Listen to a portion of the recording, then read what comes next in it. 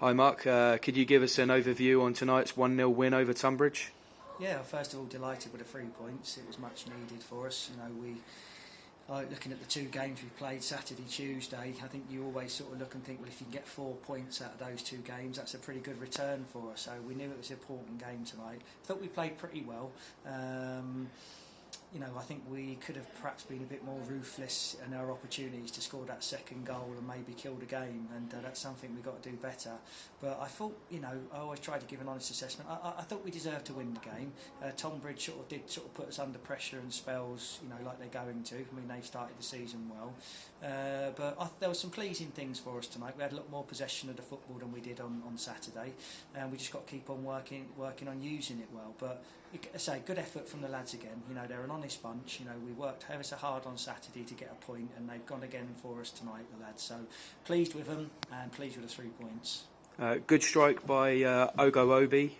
Good strike from outside the area. Yeah. How did you feel his performance improved tonight? Fantastic goal. I mean, he's caught that brilliantly. So has come off his foot sweetly past the goalkeeper before he could really react. So it was a great strike. Ogo scored 5 goals for us now. In 10 league games. So it's a goal every other game, and he hasn't started every game. So the boy can score goals.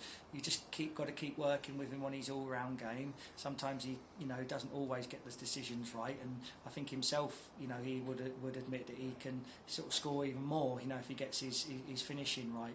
But Ogo's come in from a couple of levels lower last year, and I think in the main's done well for us. So something to build on with him. Mm-hmm.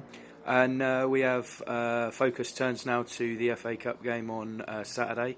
Obviously, the players will be in for Thursday training. Could you give us an insight on what happened then?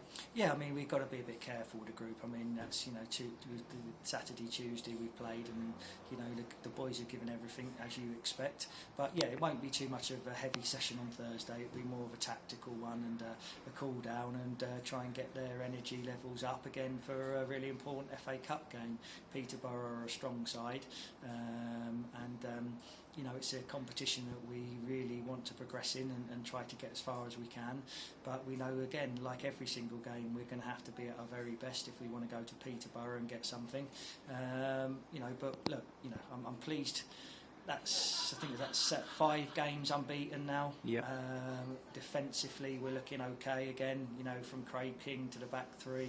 I mean, I had a big call to make tonight. It was a very, very difficult decision to leave Jack Westbrook on the bench to start with because he's been excellent. But we are blessed with good defenders. I mean, Charlie Barker, I put him in tonight and I thought he was outstanding. So we do need a squad.